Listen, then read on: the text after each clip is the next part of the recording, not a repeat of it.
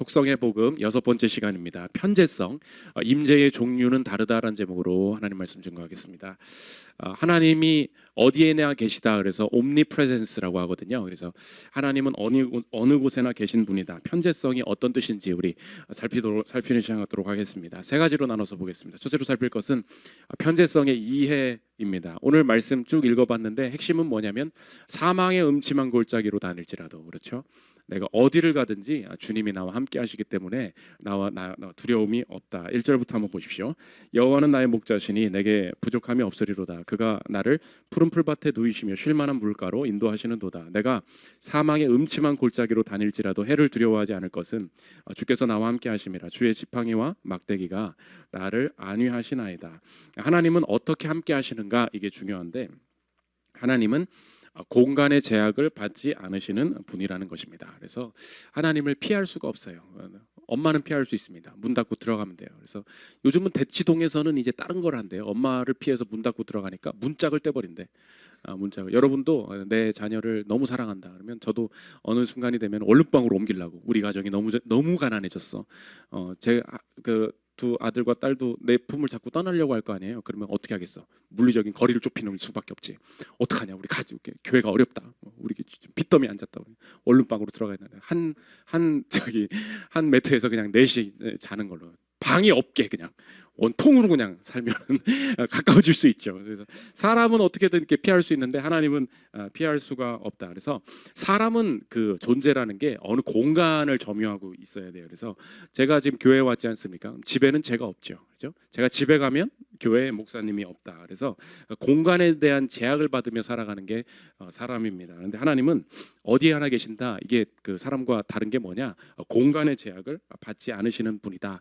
그게 편재성의 특징입니다. 그래서 부활하신 예수님도 보면은 공간을 뚫고 들어오시죠. 그래서 여러분이 문 잠근다고 방구석에 혼자 있다고 하나님을 피할 수 없다. 또 한 가지 중요한 것이 뭐냐? 그럼 공간을 아무 곳에나 어디에나 계신 것은 알겠다. 그러면 다음 질문이 그거예요. 그럼 하나님은 이 공간에 얼마만큼 계시냐? 이게 그 다음 질문입니다. 편재성을 이해할 때 중요한 요소인데, 전 세계의 그 지구의 면적을 100으로 한다면 하나님은 어디에 계시냐? 이렇게 큰 덩이로 100부분으로 나누어서 일씩 쭉 계시고 다 합치면 100이 된다. 그거 아니에요. 부분적으로 각각 계시고 그걸 다 합쳤을 때 모든 공간에 하나님이 계신다는 뜻이다. 그렇지 않죠? 하나님은 어떻게 계시죠? 존재 전체로 모든 곳에 계신다. 예, 그곳에 전체로 계셔요. 그곳에 전부 임재하시는. 그래서 부분적인 것이 여기에만 계시고, 그리고 한 30% 정도는 저기 큰은혜 교회 가 계시고, 그리고 사람이 많으니까 40%는 여의도 순복음교회 지금 계셔가지고 하나님이 여기는 지금 신경을 잘 못 쓰셔. 그래서 성령이 오셨네를 아무리 불러도 거기 소리가 더 크기 때문에 주님이 지금 우리한테 신경을, 멀티태스킹이 잘 안 되신다. 그거 아닙니다. 전체로 여기에 계신다. 그러니까 아까 멀티태스킹 이야기했으니까 알 수 있죠. 사람은 전체의 임재가 안 되는 존재예요. 설거지를 하면서 아이가 부릅니다. 아빠 불러요. 엄마 들러요. 그럼 이제 우리가 말하잖아요. 듣고 있어 하죠. 말해. 그러니까 온전히 안 듣고 있는 거 알죠. 우리가 눈앞에 두고도 대화를 해도 막 그 여자친구가 얘기하면서 이야기합니다. 오빠 듣고 있어, 말해봐. 계속 카톡을 해. 근데 혼자 막 웃어 막. 그러면 남자친구 뭐라고 말을 내가 지금 했거든. 근데 막 하다가 왜 이렇게 웃어요? 자기 여자친구들이 다 그러는 거 같지. 그러는데 뭐 오빠 말해봐. 듣고 있어. 뭐라고? 뭘 듣고 있긴 뭘 들어요. 지금 내가 다 말했는데. 그죠?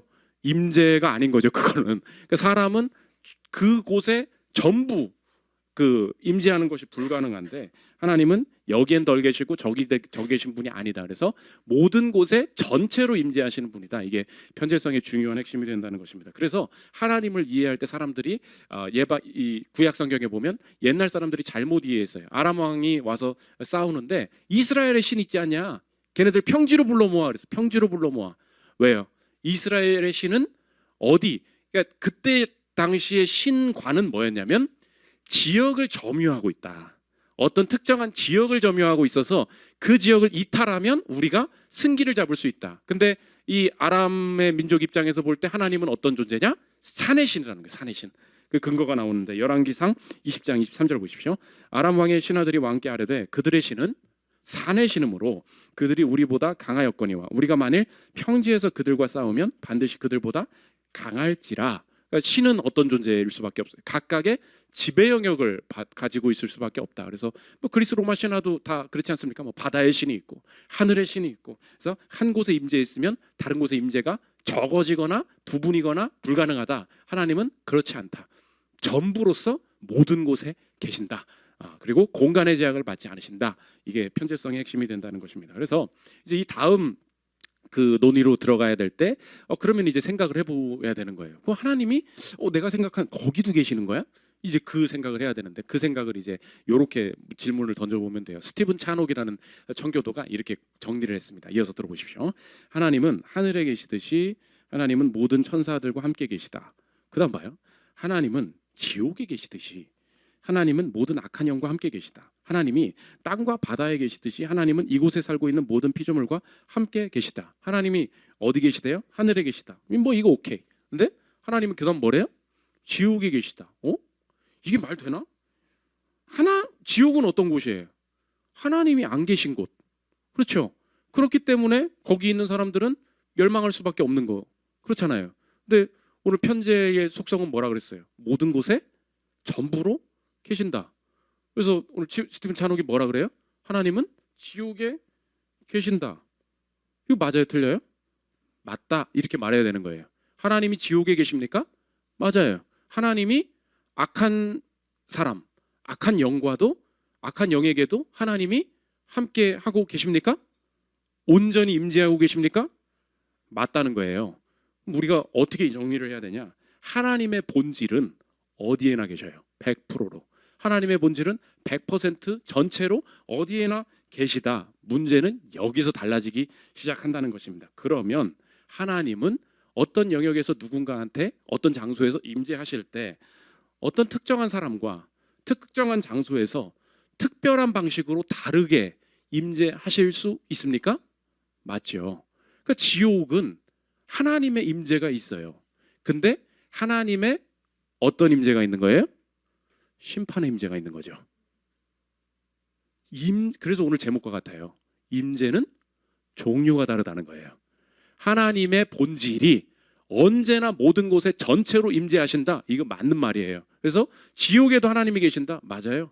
악한 영에게도 하나님이 함께 하신다. 맞아요. 다 본질로서 모든 곳에 함께 하십니다. 그런데 하나님이 특정한 사람, 특정한 장소에서 다른 방식으로 자신의 임재의 종류를 다르게 드러내실 수 있다. 그래서 하나님은 어디에나 계시다며, 그런데 시편 기자가 이상하게 말해요. 시편 1절 보십시오. 여호와여 어찌하여 멀리 서시며, 그죠? 어찌하여 환난 때에 숨으시나이까? 뭔 소리야? 어디에나 계시다고 했는데, 그리고 전부가 계시다고 했는데. 맞아요. 하나님의 본질이 언제나 어디서나 어느 곳에 100%로 계시다는 것은 맞습니다. 그런데 그 임재의 종류가 다르다고. 하나님이 이때에는 시편 기자에게 어떻게 자신을 드러내신 거예요? 그 임재, 멀리 느껴지는 하나님이 심판의 주님 같고 나의 인생에 함께 하시지 않는 것처럼 자신을 드러내신다는 거예요. 근데 이상하게 모세가 이제 시내산에 올라갑니다. 하나님은 어디에나 계시다며. 맞아. 그런데 임재의 종류가 달라져요. 어디에나 계신데 너 산 위로 올라와라. 근데 그 산에는 특별한 일들이 벌어진다는 것입니다. 출애굽기 24장 16절 보십시오. 여호와의 영광이 시내산 위에 머무르고 구름이 엿새 동안 산을 가리더니 일곱째 날에 여호와께서 구름 가운데서 모세를 부르시니라. 어디나 계시니까 안 올라가도 되는 거 아니야? 그렇지 않다는 거예요. 하나님이 다르게 일하시도록 그 장소에 다르게 임재하시면 어떻게 돼요? 임재 종류가 다르게 우리가 체험할 수 있게 된다. 그래서 찬옥의 이야기를 이어서 들어보면 뭐가 되냐? 그러므로 편재성의 핵심은 뭐냐? 하나님의 본질이 어디에나 계시다. 오케이. 그럼 사람이 느끼는 이 차이는 도대체 뭐냐? 하나님은 모든 공간에 계시지만 그곳에서 그 사람에게 다른 종류의 임재를 각각 나타내실 수 있는 분이다. 이어서 들어보십시오.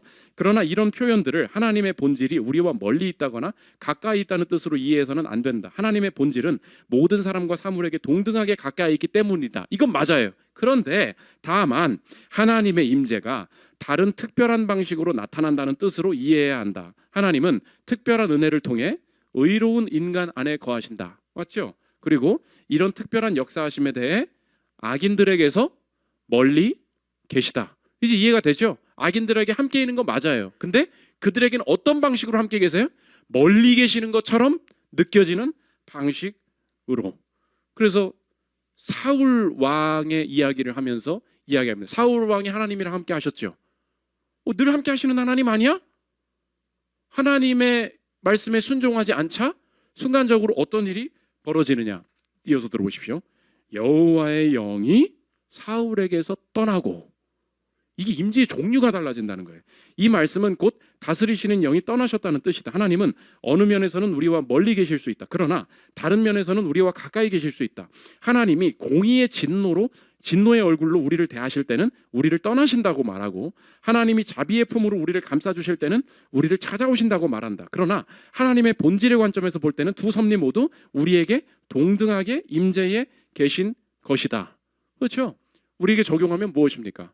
그리스도인들은 편재성을 믿을 때 어디에서나 하나님이 함께 하신다는 거 알아.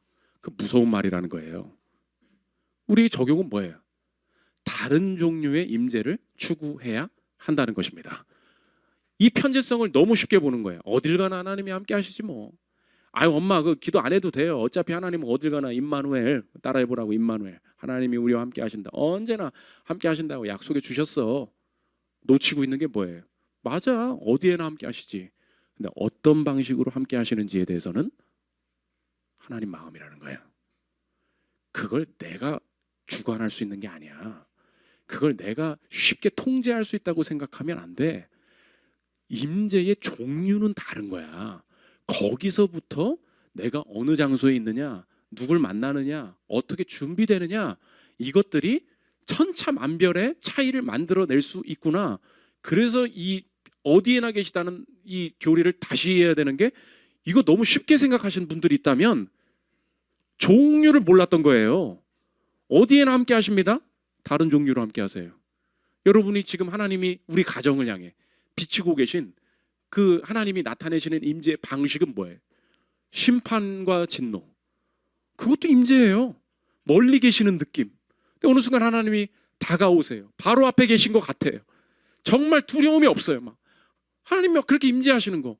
다른 종류의 임재를 사모하는 것. 그것이 편재성을 제대로 이해하는 자들의 삶의 태도가 된다는 것입니다. 두 번째, 편재성의 적용인데 두 가지입니다. 첫째로, 그러므로 하나님은 편재하시고 나는 그렇지 못하기 때문에 두 가지 그 방향에서 우리 삶이 변화될 수 있는, 첫째로는 몰입하게 된다는 것입니다. 몰입한다. 하나님은 편재하세요.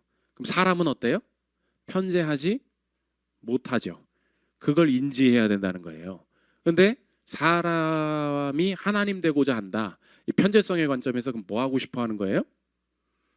어느 곳에나 있고 싶어 하는 거죠. 그게 여러분의 인생의 그 삶의 행위가 뭐예요? 멀티태스킹. 그죠? 어디에서나 이것도 하면서 저것도 하고 싶습니다. 이게 사람의 당연한 본능이 되는 거예요. 나는 이것도 하고 이것도 하고 이것도 하면 더 잘하는 사람 같고, 그죠? 이걸 하는 동시에 저것도 끝낼 수 있어야 내가 훌륭한 사람 같고. 근데 어디에서나 계실 수 있는 거, 이거 하나님밖에 없거든요. 그러면 어디에서나 계시는 하나님 앞에서 내 한계를 인정하고 사람이 먼저 해야 될 일은 뭐냐? 하나님의 임재 앞에 내게 주신 내게 주신 과제에만 집중할 수 있는 몰입. 이게 오히려 그리스도인들의 삶의 태도가 된다는 것입니다. 많은 분들이 얘기하죠. 어디에나 하나님이 계신다고 목사님 그러셨으니까 너무 감사하다고. 내가 다음 주부터 온라인 예배라고. 그럴 수 있잖아요. 나도 스스로 설교 준비하면서 생각해봤다니까요. 하나님은 어디에나 계시대요. 임재 종류만 중요한 거래. 그러면 여기에 앉아 있어서 졸고 핸드폰만 보고 있는 것 그렇게 하느니, 그죠? 아무리 잠옷 입고 앉아 있어도 집중해서 앉아 있으면 그거 될 거 아니에요. 온라인 예배로 드리면 되겠다. 여기에 착각이 뭐예요? 하나님은 어디에나 계신 게 맞아요. 한 가지 생각 못한 게 뭐예요? 너는 편재할 수 있는 존재가 아니라고. 사람은 그 임재를 집중적으로 경험할 수밖에 없는 거예요. 그러면 내 한계를 알 때 오히려 편재하시는 하나님을 알고 있음에도 불구하고 사람이 어느 곳에나 함께 하시는 하나님을 가까이 느끼기 위해서 그리스도인들은 어떻게 변하겠어요? 특정한 장소, 정한 시간, 정해진 사람과의 집중력, 그 하나의 일에만 몰입하는 집중, 이걸 오히려 귀하게 여긴다는 것입니다. 왜요? 내 한계를 알기 때문에. 주일에 왜 모이는지 아시겠죠? 왜 여기 나와서 기도해야 되는지 아시겠죠? 어디에나 함께 하신다. 그런 사람 치고 예배 드리는 사람이 없어요. 왜요? 본인이 편재한 줄 알아. 이게 착각이에요. 하나님은 어디에나 계신 게 맞아요. 근데 나는 어디에나 없어요. 그래서 내 몸을 일으키고 싶어요. 내 신앙을 일으키고 싶어요. 그럼 어떻게 해요? 나를 믿는 게 아니에요. 내 몸뚱아리를 갖다 놓는 거지.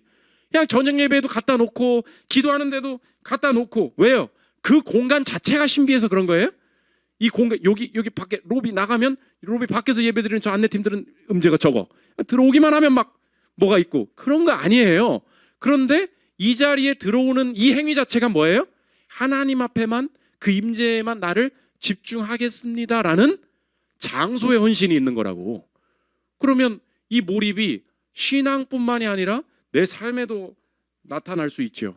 내가 지금 자꾸 이것저것 하려고 하다가 하나조차 놓치는 부분들이 있다면 오늘 그거 하나님께서 어떤 부분을 정리하기를 원하시나 한번 살펴봐야 돼요. 너무 그 남편의 이야기를 안 들어주고 있는 거 아닙니까? 너무 내가 학생의 이야기를 너무 무시하고 있는 거 아니에요? 어느 순간 내가 이렇게 집중이 안 되고 이것저것 하다 보니까 아무것도 안 돼. 그때 내가 하나님 앞에 돌아봐야 될 게 뭐냐?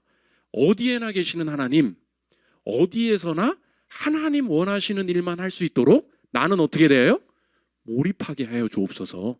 그래서 그 옛날에 유명한 책 있죠. 진짜 책 이름이 몰입이었어. 피트 데이비스. 거기서 얘기하는 게 뭐냐? 무한 탐색 모드예요. Infinite browsing. 요즘 사람들이 살고 있는 삶의 태도가 뭐냐? Infinite browsing이에요. 이 교회를 오면서 다른 교회 뭐 하나 이 검색하고 있다는 거예요. 이걸 먹고 있으면서 다른 맛집에 무슨 메뉴 있나 계속 찾는다는 거예요. 기본적인 삶의 태도가 뭐냐? 브라우징. 여기 있는 거를 못 즐기고 이걸 먹으면서도 딴 거, 이 공부를 하면서도 딴 학원 없나? 끊임없이 찾아 돌아다니니까 아무것도 못 한다는 거예요. 근데 시대가 바뀌어야 된다. 그분의 이야기가 뭐냐? 인생 잘 살려면 탐색이 아니라 헌신이라는 거예요. 오늘 칼럼 했죠? 인생에 두 가지 방향이 있다는 거예요. 탐색은 뭐예요? 더 좋은 거 없을까? 더 좋은 여자 없을까? 더 좋은 회사 없을까? 끊임없이 더 좋은 거 없나? 인생의 정착과 집중과 행복과 즐거움이 어디서 오냐? 내 여자구나, 내 자녀구나, 내 회사구나, 이것만 내 거구나. 그러면 어떻게 돼요? 더 이상 탐색을 안 해. 그 다음에 해야 될 게 뭐예요? 헌신이에요. 이게 내 길이구나. 그래서 세상 사람들 진짜 웃기다는 거예요. 그렇게 찾아다니면서 감동은 다 한 자리에 머물러 있었던 사람들의 이야기에 다 감동한다는 거예요. 맨날 찾아다니면서. 들어보십시오. 여러 선택지를 열어두는 것. 나는 이것이 지금 세대를 정의하는 특징이라고 생각한다. 그러나 우리가 진짜 애정을 느끼는 대상이 무엇인지 살펴보면 막상 그것이 선택지 열어두기 문화에 속하는 경우는 거의 없다. 오히려 우리는 하나에 헌신하고 몰입하는 사람들을 사랑한다. 실제 현실에서는 이 사람 저 사람 찔러보며 얕은 관계만 유지하면서도 인터넷에서는 70번째 결혼 기념일을 맞이한 노부부 이야기에 열광한다. 맞죠? 자기 자신은 자주 새로운 곳을 찾아 떠나지만 한 골목에서 50년째 자리를 지켜온 작고 허름한 맛집에서 식사하기 위해 줄을 서는 일을 마다하지 않는다. 맨날 일본 가가지고 야, 이 사장님 50년째 이거 나가사키 짬뽕 이거 하고 있다고 막 맨날 그럼 맛있다고. 그리고 또 자기만 돌아다녀. 돈은 다 누가 벌어요? 한 자리에 있는 사람. 그죠? 한 사람 교회가 열방을 섬기려면 어떻게 해야 돼요? 여기서 죽치고 설교만 해야 돼 그냥. 어디 가면 안 돼요. 내 자리. 그럼 오늘도 열방에서 오더라고. 여기저기서 와요. 갑자기 호주에서 오고 뭐 열심히 듣고 있습니다. 난 안 간다. 난 안 갈 거야. 너무 멀어. 맨날 그러거든요. 오늘 편재성을 이해할 때 오히려 내가 그 임재를 차지하기 위해 그 순간 누리기 위해 해야 되는 게 뭐예요? 몰입이에요. 끊어내십시오. 그리고 장소와 시간 귀한 줄 알아요. 내가 그걸 알기 때문에 정해진 시간에 기도해야 되는 거예요. 내가 그걸 알기 때문에 예배 장소를 사수해야 되는 거예요. 근데 어디서 무슨 온라인이야? 닥치고 나오는 거예요 그냥. 그럴 때 몰입하는 그 안에서 임재를 온전히 경험하게 된다. 두 번째, 그렇지 못할 때 어떡하냐? 내가 첫 번째는 뭐예요? 몰입이죠. 또 하나는 뭐냐? 개별적인 임재를 추구해야 된다는 것입니다. 하나님이 어디에나 계시다고 했죠. 여기서 차이가 나는 거예요. 똑같은 환경에 처해 있는 사람도, 똑같은 처지의 고난을 당하는 사람도, 이제 이 개별적인 차이는 이제부터 어떻게 나타나게 되느냐? 내가 순간순간 몰입하면서 하나님의 임재를 구하면서 살아요.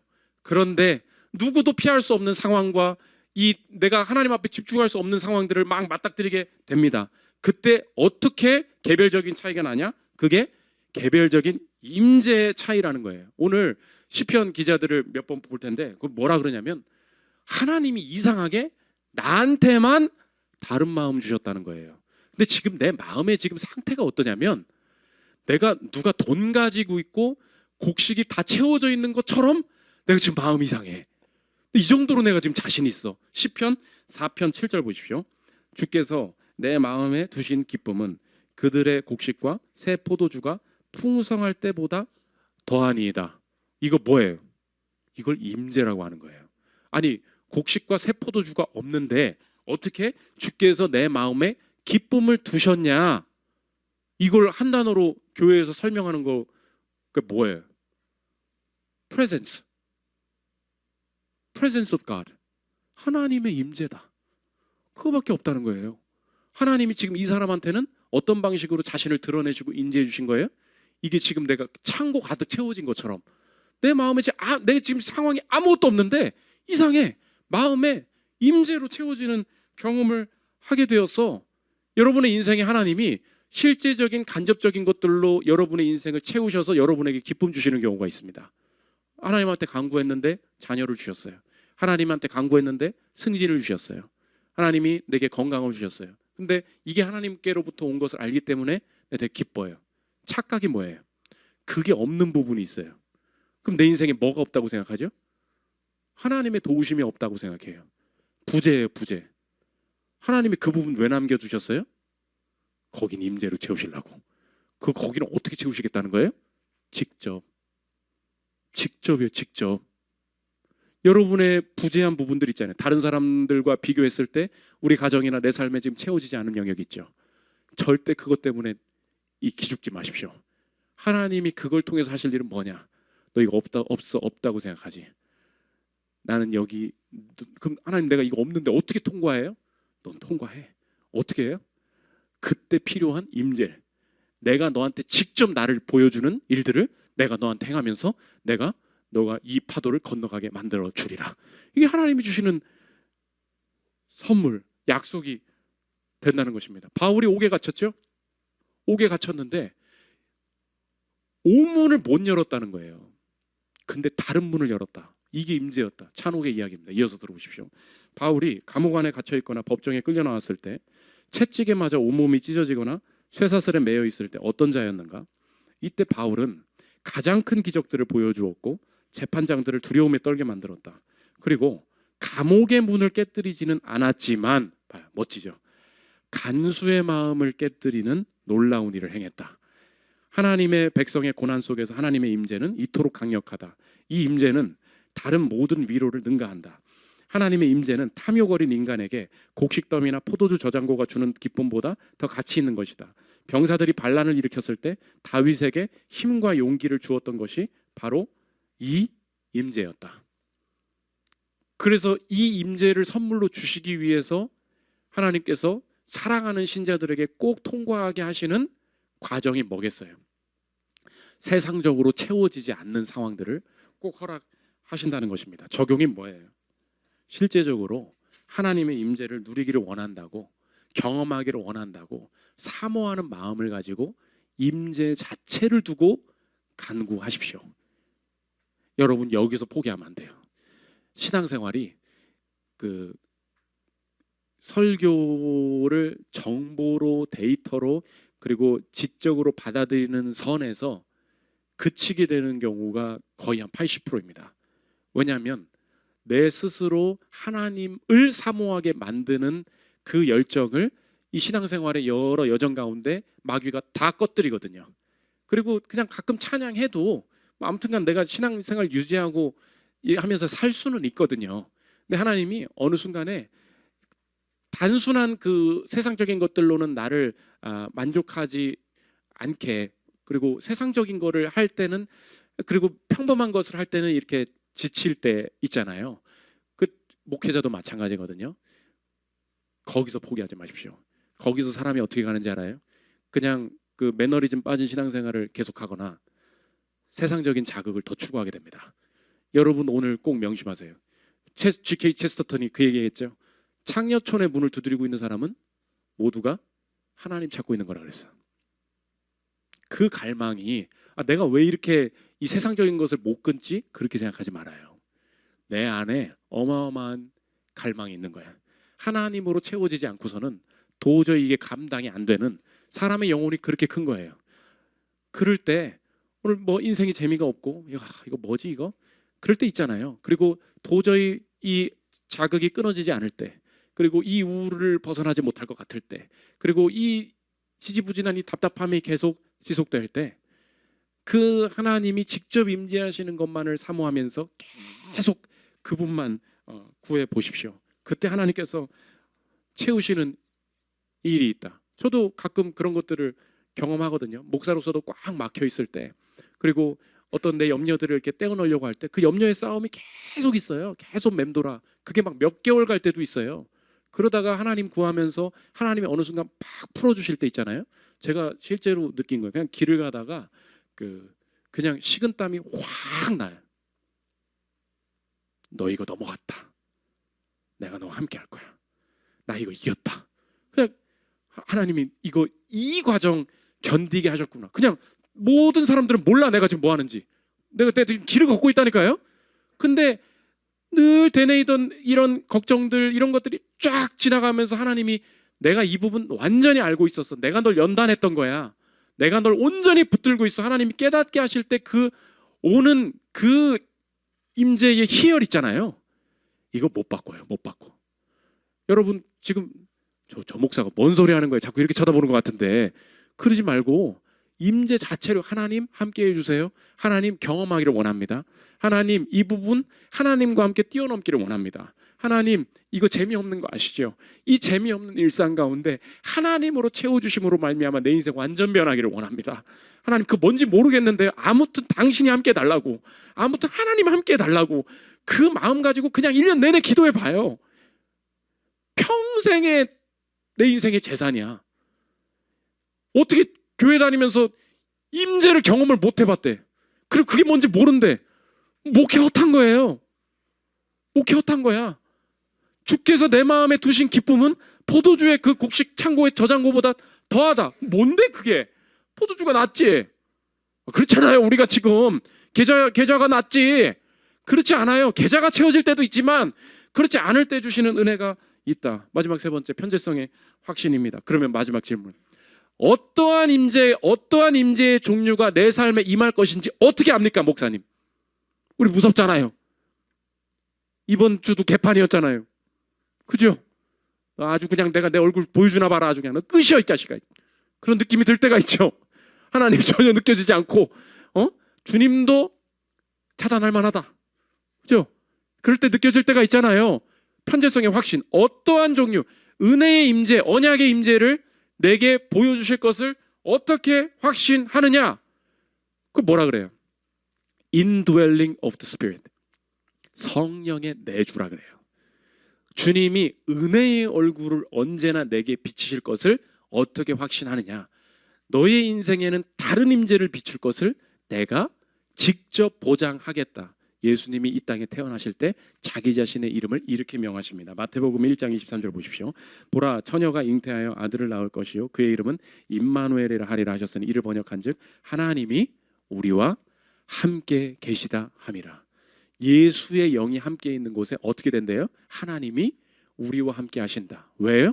우리의 인생에 하나님과 가로막는 모든 죄악들, 모든 어두움들을 예수 그리스도께서 가져가셨기 때문에. 그래서 예수의 그 권세를 믿는 자들이 오늘 내가 아무리 악한 죄를 저지른 직후여도, 내가 아무리 하나님 앞에 못된 짓을 하고 하나님을 묵상하지 않은 직후여도 그럼에도 불구하고 오늘 임재를 구할 때 어떤 임재로 나와 함께 하실까라는 임재 종류의 물음에 오늘도 담대하게 대답할 수 있는 것은 예수님이 떠나가시면서 예수 안에 있는 자들에게 무엇을 주기로 약속하셨는지 우리에게 약속해 주셨기 때문이다. 요한복음 14장 16절 오늘 찬양했죠. 쭉 한번 우리 읽고 마치겠습니다. 같이 읽겠습니다. 시작. 내가 아버지께 구하겠으니 그가 또 다른 보혜사를 너희에게 주사 영원토록 너희와 함께 있게 하리니 그는 진리의 영이라. 세상은 능히 그를 받지 못하나니 이는 그를 보지도 못하고 알지도 못함이라. 그러나 너희는 그를 아나니 그는 너희와 함께 거하시며 또 너희 속에 계시겠음이라. 내가 너희를 고아와 같이 버려두지 아니하고 너희에게로 오리라. 아멘. 이게 임재의 약속이에요.